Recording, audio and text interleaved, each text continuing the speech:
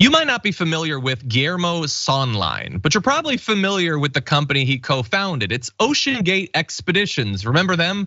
Remember when the news was just about them for a couple of weeks because of their disastrous trip to see the Titanic? Well, unfortunately, a former colleague and friend of Guillermo's, also co-founder of it, Stockton Rush died in that, as well as 4 other people.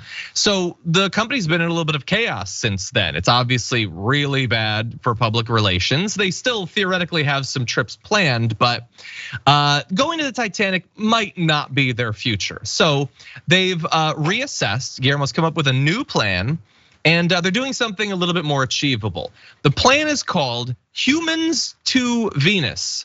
Can you guess what they're gonna do? Yeah, they're gonna send humans to live in Venus's atmosphere. And not just a few of them. None of these 5 billionaires or whatever. They want to send 1,000 humans to live in Venus's atmosphere by 2050. And he maintains in an interview with Insider that his plan is not as crazy as it seems. Quote, I think it's less aspirational than putting 1 million people on the Martian surface by 2050. Okay. But that plan seems crazy. Like, what kind of thing? Oh, you think this is crazy? Well, it's not nearly as crazy as me trying to eat, 20 pugs in one sitting. Granted, but they're both crazy. Anyway, if it's not clear to you why this is a difficult ask to send 1,000 people to live in Venus, well, wait until you meet Venus. It's actually the warmest planet in the solar system. Its atmosphere is mostly carbon dioxide. Its surface temperature could melt lead, and sulfuric acid rains down from its clouds. Oh, also, it's an intense place, like really intense. Like the atmospheric pressure is 90 times worse than Earth. So when you're there, the pressure is akin to what it would be like on Earth if you were beneath 900 meters of the ocean, which I think is a lot. Also, you might be wondering, wait, why is it the hottest planet? It's not the closest to the sun, isn't Mercury? Yeah, Mercury is like perched on the sun's front porch. But because of the greenhouse effect, Venus is actually much hotter. And if you want another example of the greenhouse effect making a planet inhospitable, what you're gonna need to do is look out your window and just wait. Anyway, there's also basically no water there, and it's a weird place to live because did you know that a Venusian day is longer than a Venusian year? It actually works out that way. Anyway, Sabrina, we're gonna give you some more details, but what do you make of this plan to send people to Venus? I didn't know that about like the day versus the year.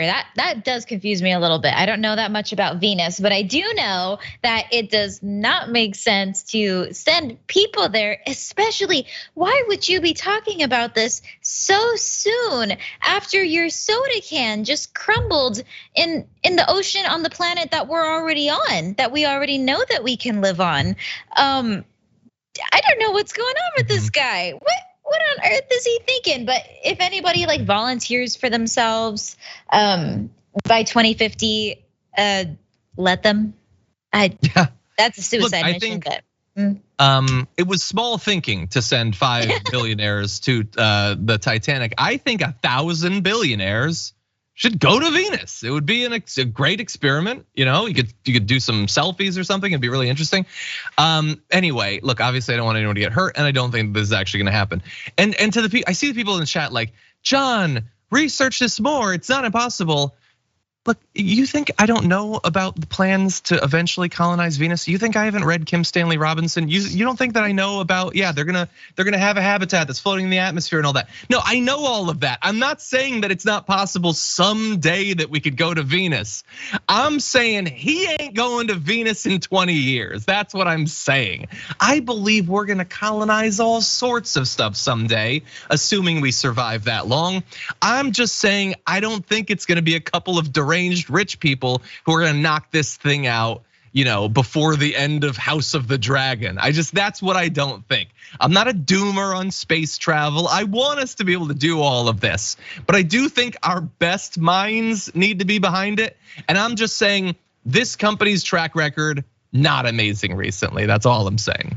No, the company that's notorious for cutting corners, they're not getting anybody to Venus safely in 20, 30 years. I would doubt it. It would be it would be so complex. Look, he points out there's a sliver of the Venusian atmosphere about 30 miles from the surface where you could theoretically survive, and it might be possible to, again, have some sort of habitat there, but there would be a lot of difficulties with that. And when he says, I think I've been driven to help make humanity a multi-planet species since I was 11 years old. I had this recurring dream of being the commander of the first Martian colony.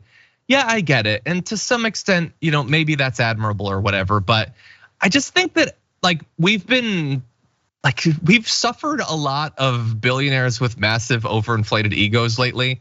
And I'm just saying that's not the only way that you explore space. There are other, you could have teams of scientists do it. Not one person who wants to be Tony Stark on the surface of Mars or something. So that's my concern. And by the way, we'll close with this, and apologies to Ashley, because we're not gonna get to that last story. And I made my peace with that a couple minutes ago. On their website for Humans to Venus, the question is not why Venus. It says perhaps a better question would be why not?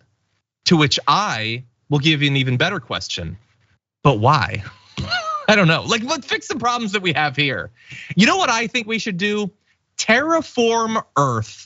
That's what I'd like. Make Earth more Earth-like. And then maybe someday humans could live on Earth. Thousands, even millions of humans could safely live on Earth. It seems impossible, but I think with our best minds, or even just our billionaires, we could make it happen.